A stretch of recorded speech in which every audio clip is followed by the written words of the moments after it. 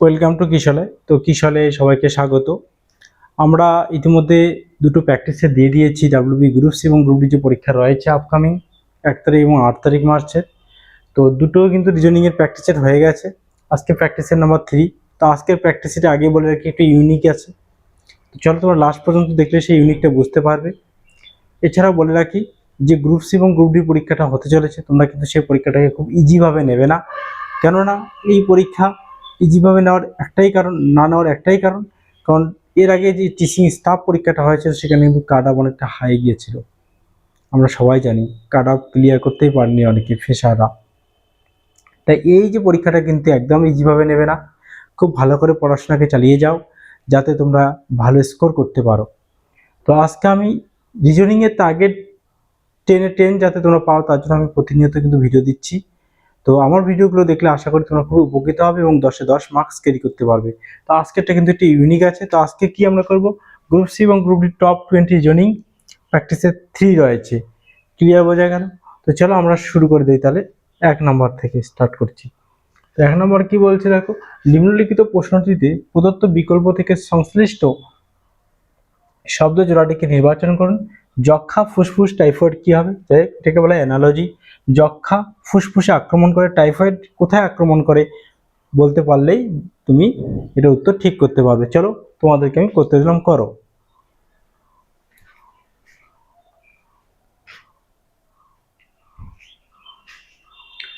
তো চলো আমি তাহলে তোমাদেরকে অ্যান্সার বলে দিচ্ছি। আমরা জানি টাইফয়েড কোথায় আক্রমণ করে, টাইফয়েড আক্রমণ করে অন্ত্রে। কোথায় আক্রমণ করে টাইফয়েড?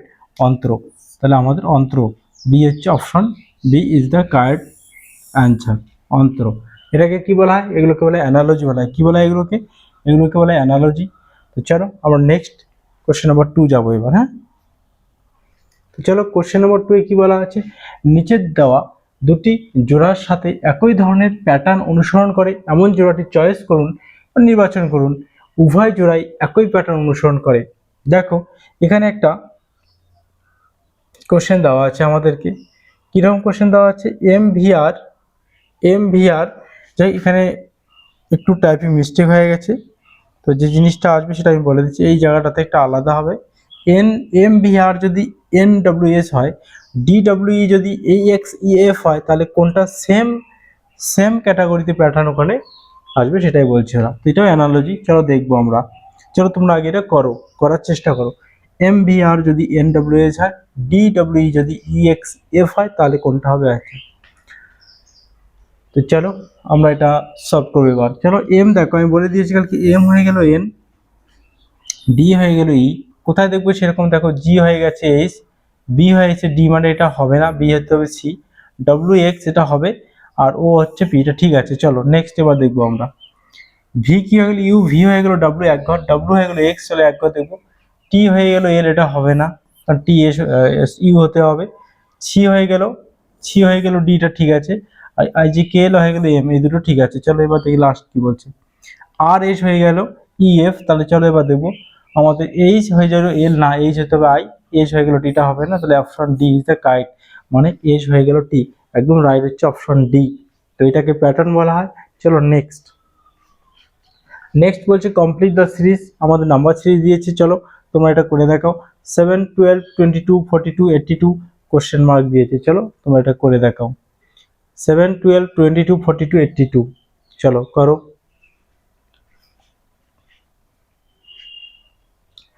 দেখো আমরা এটাকে সলভ করবো এবার। তো যারা মানে এই ভিডিওগুলো দেখার আগে খাতা পেন নিয়ে বসবে, তোমরা এটা নিজে আগে করার চেষ্টা করবে, না পারলে আমার সলভ দেখবে। বোঝা গেল? চলো এবার আমরা তাহলে করছি, তোমরা অ্যান্সারটা মিলিয়ে নাও। 7 থেকে 12 আমরা আগে গ্যাপ দেখি কত আসে। দেখো গ্যাপ আসে কত, +5। 12 থেকে 22 হচ্ছে +10, 22 থেকে 42 হচ্ছে +20, এটাতে কত আসছে +40। তাহলে আমাদের এইটাতে কত হবে? তো দেখো লক্ষ্য করো, আমাদের যে মানটা আসতে হবে সেই মানটা ওখানে বের করতে হবে। কত হবে ওরা বলছে বের করতে, তাই না? চলো আমরা তাহলে দেখবো এবার। তো 40 করলে কত হবে? 40 আর তোমার 82 কত হবে? 122। তো 122 তো আনসারে নেই না, 122 তো আনসারে নেই। 5 দুনো 10, 2 20, 40, তাহলে 122 নেই, মানে আলাদা কোনো বিষয় এখানে আসছে, তাই না? চলো দেখবো আর কি হতে পারে। চলো আমরা তাহলে অন্য লজিকে যাই একটু। হ্যাঁ, 7 2 14 মাইনাস, দেখো 7 2 যদি 14 করি, 7 × 2 যদি করি আমরা, 7 × 2 হচ্ছে 12, মানে 14 - 2 করলে তবে হচ্ছে 12। সেম যদি বলি 12 × 2 24, মাইনাস যদি 2 করি হবে 22। সেম যদি বলি 22 × 2 = 44, মাইনাস 2 করলে হবে 42। সেম 42 × 2 = 84, মাইনাস 2 করলে হবে কত হবে 82। সেম 82 × 2 - 2, তাহলে 82 × 2 মানে 4 হবে, 4 থেকে 2 বাদ দিলে 2 হবে, তাহলে অ্যান্সার 162 হচ্ছে কারেক্ট অ্যান্সার আমাদের। তাহলে আমাদের কোন অ্যান্সারটা রাইট হবে? আমাদের কিন্তু অ্যান্সার রাইট হবে সেটা হচ্ছে 162 আমাদের সঠিক অ্যান্সার। বোঝা গেল? ক্লিয়ার? চলো এবার আমরা নেক্সট আমরা যাব। তো আশা করি বুঝতে পেরেছো আমি যে করালাম এটা।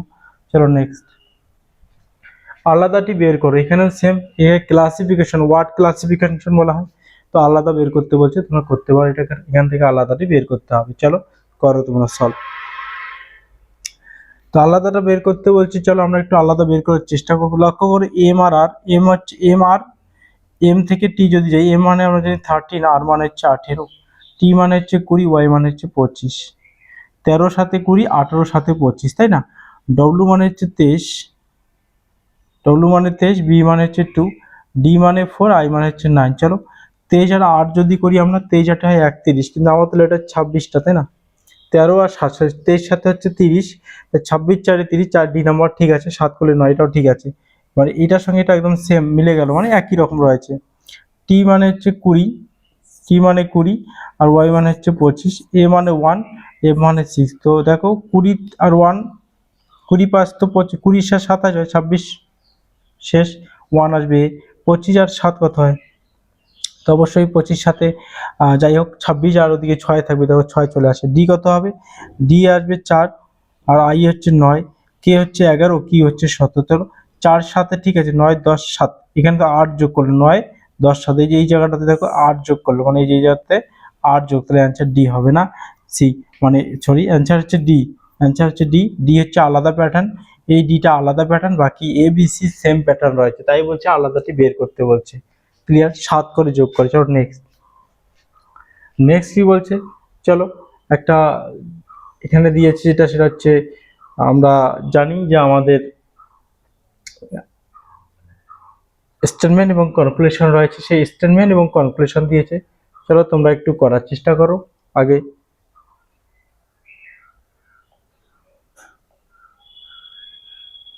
চলো তোমরা একটু করার চেষ্টা করো, তারপরে আমি এটার উত্তর নিয়ে আলোচনা করব।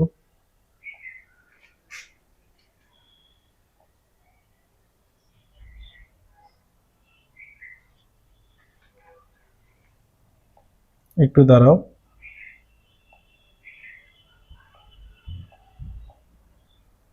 চলো বলছে বিবৃতি সকল মরিচ হলো আম, তারপরে বিবৃতি সকল জাম হলো আম, সিদ্ধান্ত বলছে কিছু মরিচ জাম, টু সিদ্ধান্ত কিছু আম জাম। চলো সলভ করো তোমরা। তো কি বলছে, সকল মরিচ হলো আম, চলো করো, সময় দিলাম।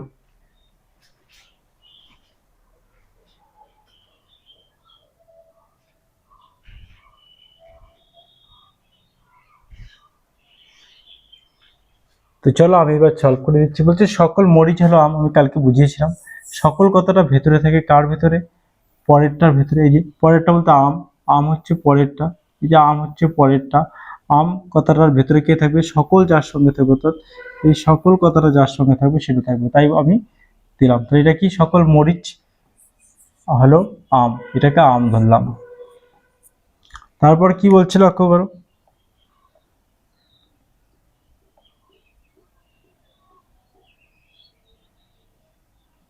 নেক্সট কি বলছে আবার, বলছে সকল জাম হলো আম। দেখো আবার বলছে সকল জাম হলো আম, তাই আমি বলছি সকল কথাটা কি ভেতরে থাকে, কার?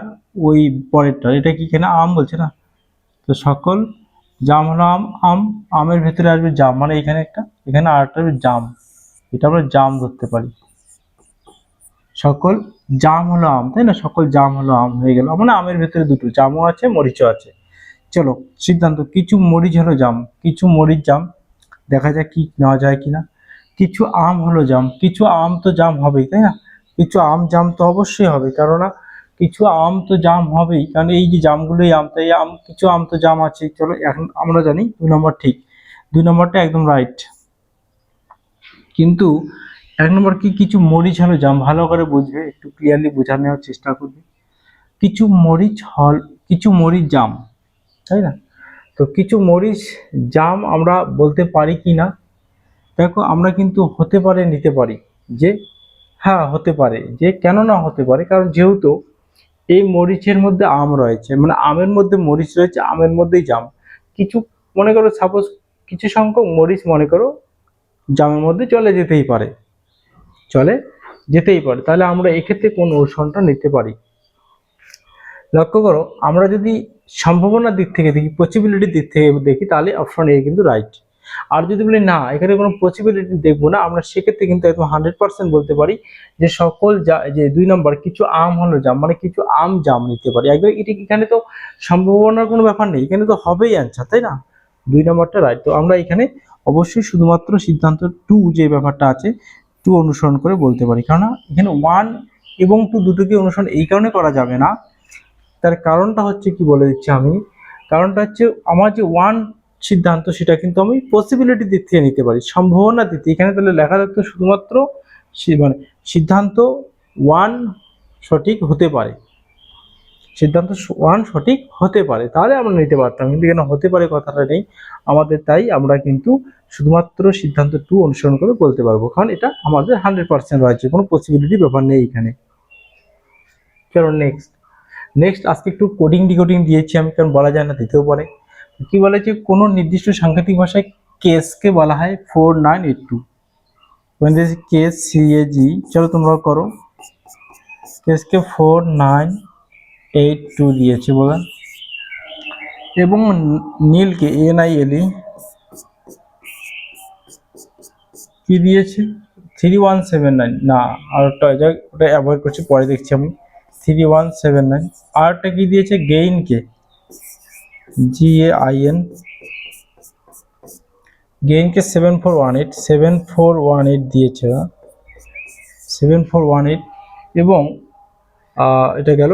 তাহলে বলছে ওরা যে প্রদত্ত সাংকেতিক ভাষায় এল এর সংকেত, এই যে এল, এই এল এর সংকেতটা কি ওরা বের করতে বলছে। তো চলো আমরা এল এর সংকেত, এল কোথায় আছে দেখবো।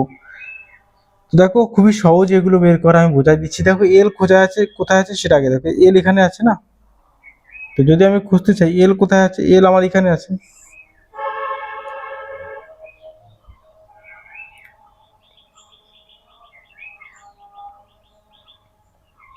দেখো এল আমার এখানে আছে, তাহলে এল এখানে আছে, মানে এই লাইনের মধ্যে আমার কি কি সংখ্যা 3179, তাহলে অ্যান্সার 3 হতে পারে, 1 হতে পারে, 79 হতে পারে।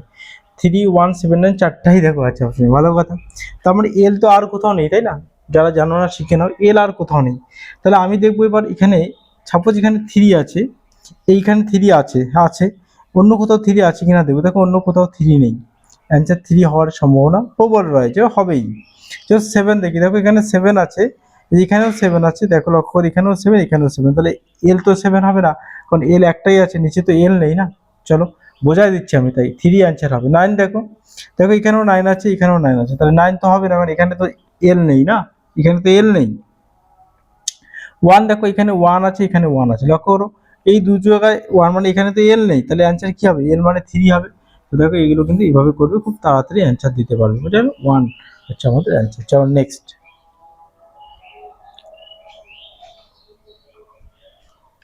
নেক্সট আমাদের রয়েছে আবার কি রয়েছে, দেখো ওরা বলছে, দেখো বলছে প্রদত্ত ধাপটি সাবধানে অধ্যয়ন করুন এবং এতে প্রশ্ন চিহ্নকে প্রতিস্থাপন করতে পারে এমন সংখ্যাটি নির্বাচন করুন। দেখো এখানে দিয়েছে যে প্রথম সারি, বলছি না আজকে একটু যেগুলো ইউনিক হবে তাতে এগুলো কিন্তু আসতে পারে, হ্যাঁ, যেহেতু এগুলো অ্যানালজি টাইপের একটু পরে যায়। লক্ষ্য করো এখানে বলা আছে 9 আর 7 থেকে 48 লেখা আছে, 12 5 44 লেখা আছে, 8 13 কত হবে ওটা বের করতে বলছে। চলো তোমরা করো, আমি তোমাদের একটু পরে সলভ দিচ্ছি।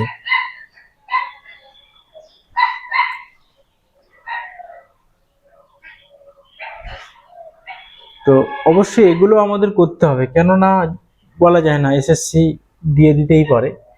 তো চলো আমি তাহলে সলভ করাচ্ছি তোমাদেরকে। দেখো, আমি যদি 7 আর 9 কে গুণন করি, 9 × 7 কত হয় বলো তো? 63 হয় না? তার থেকে 7 আর 9 কে যদি যোগ করি কত হয় বলো?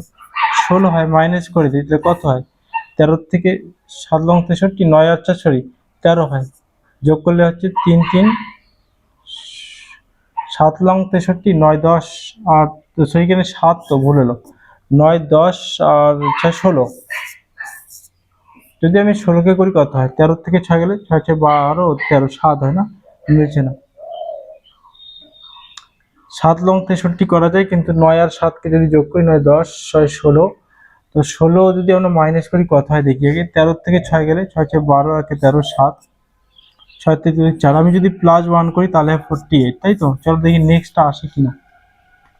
5 12 60, মাইনাস করতে 12 5 17, 10 7 3, 6 2 6 2 4, +1 দেখো চলে আসলো কিন্তু 44। মানে ওই দুটোর গুণফল, এই যে দুটোর গুণফল আবার এই দুটোর যোগফলকে বিয়োগ করে দিতে হয়, তারপর +1। সেম 8 13 কত হবে? 104 হবে।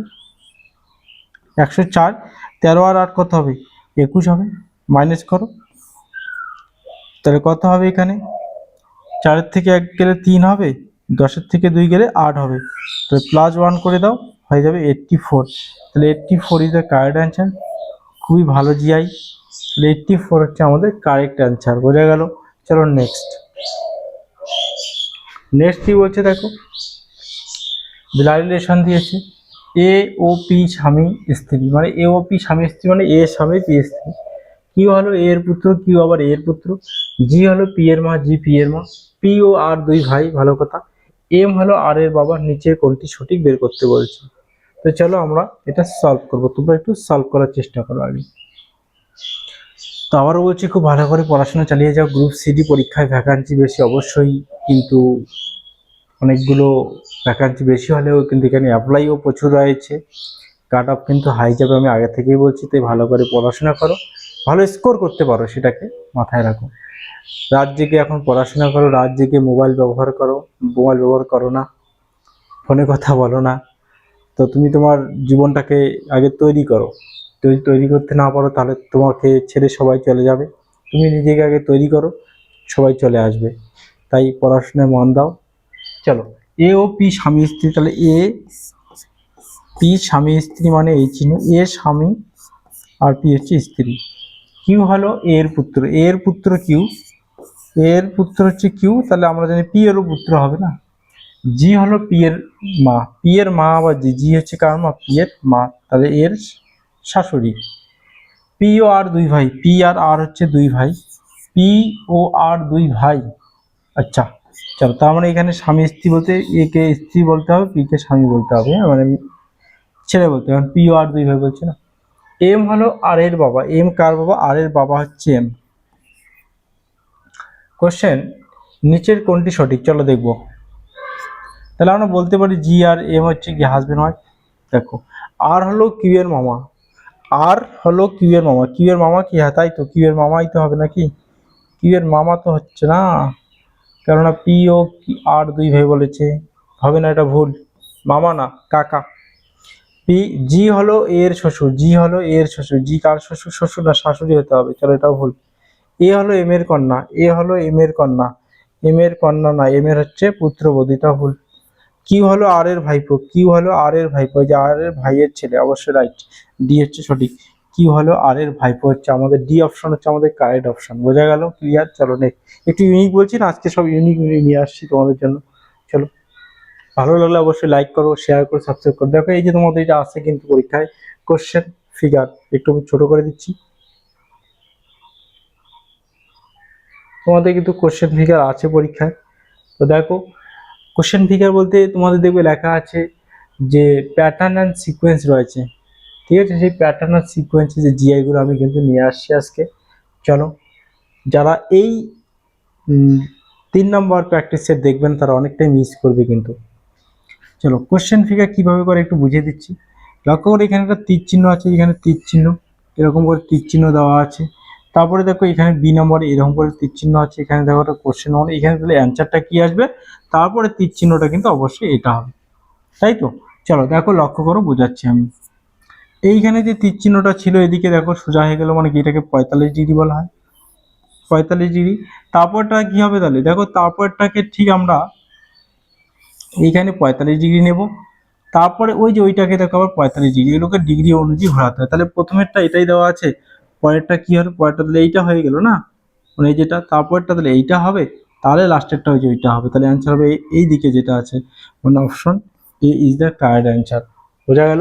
এটাকে কোশ্চেন ফিগার বলে, এগুলোকে রাউন্ড করতে হয়, যদি অ্যালফাবেট থাকে কত কোন ঘর থেকে কোন ঘরে গেল সেগুলোকে লক্ষ্য করতে হয়।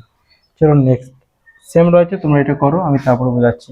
প্রবলেম ফিগার রয়েছে এখানে, এই যে এ বি সি ডি, তাহলে আমাদের অ্যান্সারে কি হবে সেটা বের করতে হবে। চলো করো।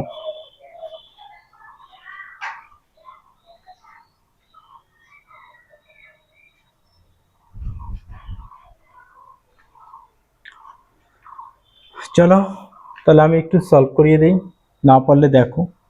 দেখো এই যে এর যে ছবিটা রয়েছে, এই এর ছবিটার সঙ্গে আমাদেরকে মিল খুঁজতে হবে কোথায় রয়েছে। লক্ষ্য করি এর ছবি আর সি এর ছবি মিল রয়েছে, তাই না? আর কি এই বি এর ছবির সঙ্গে দেখো ডি এর ছবি মিল, তার মানে আমাকে লাস্ট এইখানে যে অ্যান্সারটা ওটা আনতে হবে, 5 নম্বর ছবিটা। তাহলে এর সঙ্গে সি দেখো মিল কি রকম, এর ছবিটা ছিল এদিকে আর সি এর ছবি চলে গেল নিচে। সেম দেখো এই ছবিটা ছিল এইদিকে আর এখানে হয়ে গেল উল্টোটা।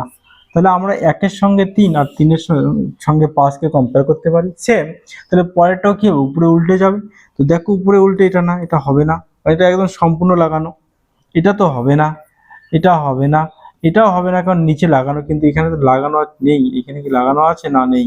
তাহলে আমাদের অ্যান্সার কোনটা হবে, অ্যান্সার অপশন ডি 2 হবে অ্যান্সার। বোঝা গেল, আমাদের option 2 is the correct answer হবে।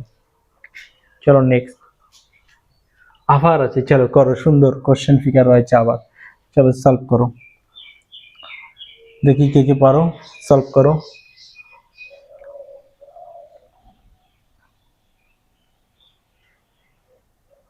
তো সলভ করো এটাকে তোমরা।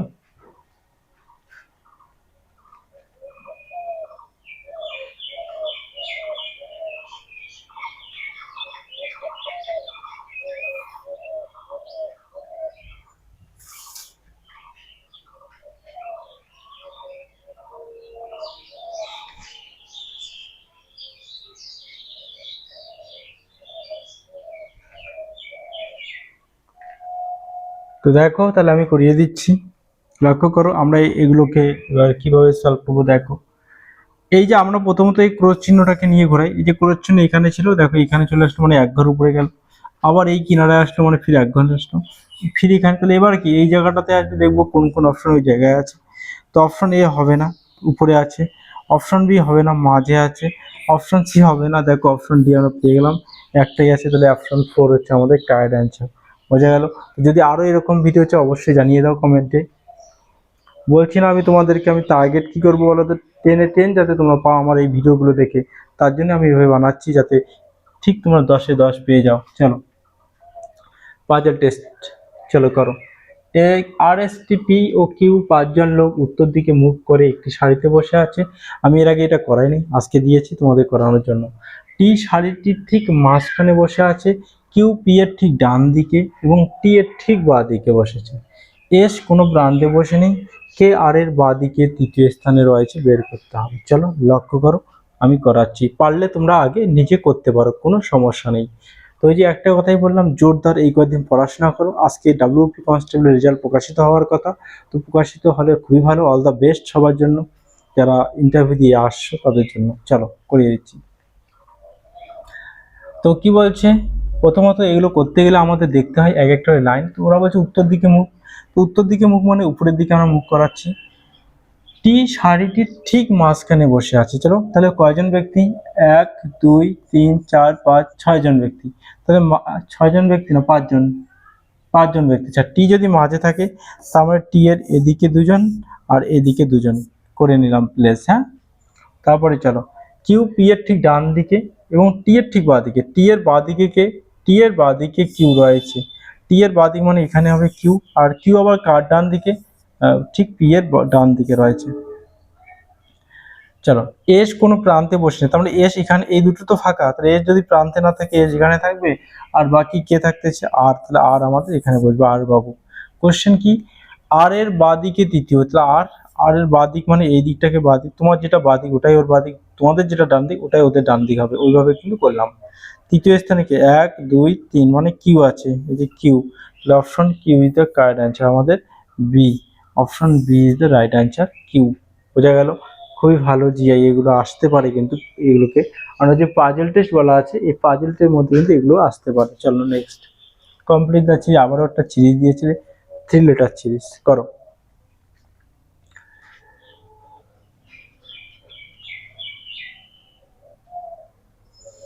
চলো, আমি তো শিখিয়ে দিয়েছি কিভাবে লেটার সিরিজগুলো করে। আজকে 20টা জিআই নেই, আজকে 16টা জিআই রয়েছে, তবে 16টা জিআই খুবই গুরুত্বপূর্ণ জিআই রয়েছে, তো আর দুটো রয়েছে। চলো এটাকে করো। চলো আমি করিয়ে দিচ্ছি, দেখো দেখো ই, আমি তোমাদের আগে বলছি যে একটা করে ফার্স্ট লেটারটা করে নেবে, ই জি আই, ই এর পরে জি বাদ, ই এর পরে এফ বাদ জি, দেখো এভাবেও করা যায়, E F G H I J, তাহলে কে এল স্টার্ট হবে, কে এল কোথায় আছে, আই জে, কে এল কোথাও নেই না, ই এফ জি, এইচ বাদ আই, জে বাদ কে, আচ্ছা ই এফ বাদ জি, কে এলই তো হবে, তো কে এল কোথাও নেই, তো অপশন তো কে এল এ কোথাও নেই। চলো, কে এল কোথাও নেই তো হবে না এগুলো একটাও, আমাদের কে এল দিয়ে স্টার্ট হবে, এ বি বাদ সি, ডি বাদ ই, এফ বাদ জি হবে, K L G is the right answer, K L G is the right answer. বোঝা গেল? ক্লিয়ার? চলো নেক্সট,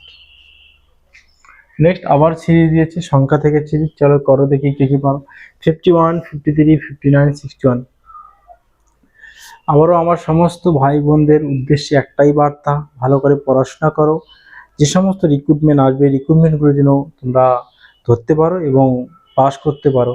পড়াশোনা ছাড়া কিন্তু কম্পিটিটিভ এক্সামে কখনোই পাস করা যাবে না, দিন রাত কিন্তু পড়াশোনা করতে হবে। কমপ্লিট দ্য সিরিজ বলেছে 51 53 59 61, চলো করো।